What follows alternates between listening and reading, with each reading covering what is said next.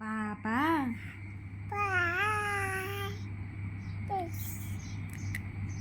বাবা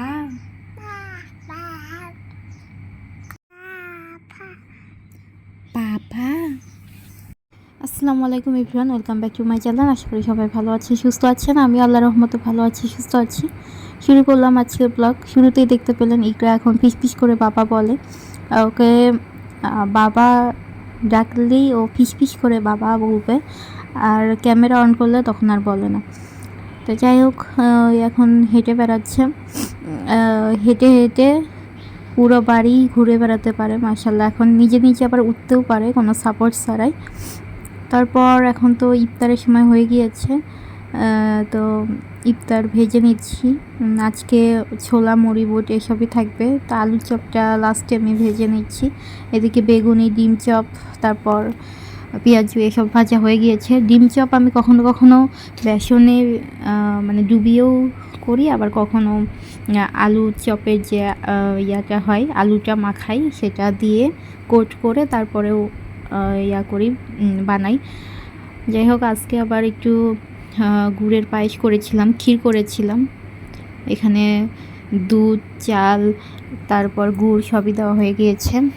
তারপর আজকে ইকরার বাবা বাইরে ইফতার করেছিল, ফুপির বাড়ি গিয়েছিল, ওখানে ইফতার করেছে। তো গিয়েছিল চকবাজারে ইকরার বার্থডে টুকটাক ডেকোরেশনের জিনিস নিয়ে আসতে হতো, তো ওগুলো নিয়ে আসতে গিয়েছিল। সেখান থেকে ফুপির বাসা কাছে হয়, তাই ওখানে গিয়েছিল।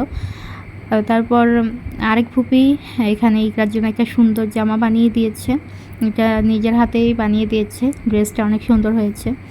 সবই ঠিক আছে, শুধু ইকরার বডিটা অনেক বেশি টাইট হচ্ছিল, বডিটা আরেকটু ঢিলা করতে হতো।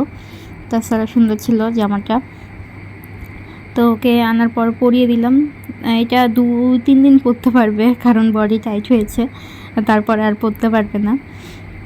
তো জামাটা অনেক সুন্দর হয়েছে। ইকরা তো নতুন কিছু পেলে খুশি হয়ে যায়, ও কিভাবে যেন বুঝতে পারে এটা নতুন। তো ও নিজের গায়ে নিজে হাত বুলাবে, বুঝতে পারে এটা নতুন। তারপরে দেখলাম যে কী কী নিয়ে আসছে। তো আমাদের বাইরে বের করে দিয়ে প্রথমে ফেরি লাইটটা জ্বালালো রুমের মধ্যে। পার্পল কালারের ফেরি লাইট নিয়েছে, সুন্দর লাগছিল। তো এটা দেখার পর তো অনেক খুশি হয়ে গিয়েছে লাইট দেখার পরে। তো ফেরি লাইট আসলে ও এই যে চাইনিজ যেটা, সেটা পাচ্ছিল না, অনেক খোঁজার পরে পেয়েছে। অনেকগুলো দোকান দেখার পর নাকি পেয়েছে। আর চকবাজার তো এখন অনেক ভিড়, ওখানে এখন ইফতার বাজার বসে। ইফতার বাজারের মানুষ, তারপরে মার্কেটের মানুষ মিলে অনেক ভিড়, যাওয়াই যায় না। আর ওখানে না গেলে সব জিনিস একসাথে পাওয়া যায় না। এইসব খুচরা দোকানে কিছু জিনিস থাকে, আবার কিছু জিনিস থাকে না। তারপরে এখানে আরও কিছু নিয়েছে, ওই যে বেলুন ফুলানো যে মেশিনটা, ওটা নিয়েছে। তো ওটা দিয়ে না বেলুন আমরা ফুলাতে পারবো না, যে কেউ প্রথম ফুলাতে পারবে না, কারণ ব্যালেন্স করা লাগে, বাতাস অনেক জোরে বের হয়, যার কারণে বেলুন ফেটে যাচ্ছিল। অনেকগুলো বেলুন ফেটে গিয়েছে ও এখানে ফুলাতে গিয়ে। তারপরে এখন দেখাচ্ছি কি কী নিয়ে আসলো। তো মেশিনটার দাম বেশি পড়েছে। আমি বললাম যে অন টাইম একটা মেশিন কিনলেই হয় একদিনের জন্য। তো বললো যে না, ওই মেশিনগুলো নাকি নষ্ট হয়ে যাবে, আর এটা থাকবে। তারপর এখানে নিয়েছে পরীর যে ডানাগুলো, ওগুলো নিয়েছে। এখানে অনেক রকমের বেলুন নিয়েছে, ব্যানার নিয়েছে, তারপর এই যে প্যাকেট বেলুন, একবারে যে প্যাকেজটা ওইটা নিয়েছে। এগুলো জড়ি, তারপর এটা ছিল প্রজাপতি, এগুলো বেলুনের উপরে লাগায়।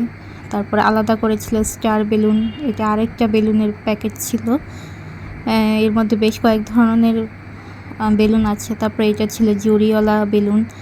তারপরে ছিল এই যে পার্পল কালার 2-3 রকমের বেলুন, গোল্ডেন কালার বেলুন, তারপর পার্টি স্প্রে ছিল, আরও ক্যান্ডেল ছিল, এইসবই টুকটাক যা লাগে। টেপ ছিল বেলুনের সাথে বাঁধার জন্য, যে জড়ি, সেগুলো ছিল। তো এগুলোই আজকের ব্লগটা এই পর্যন্তই থাকবে। আপনারা সবাই ভালো থাকবেন, ইনশাআল্লাহ রেগুলার ব্লগ দেওয়ার চেষ্টা করব। আল্লাহ হাফিজ।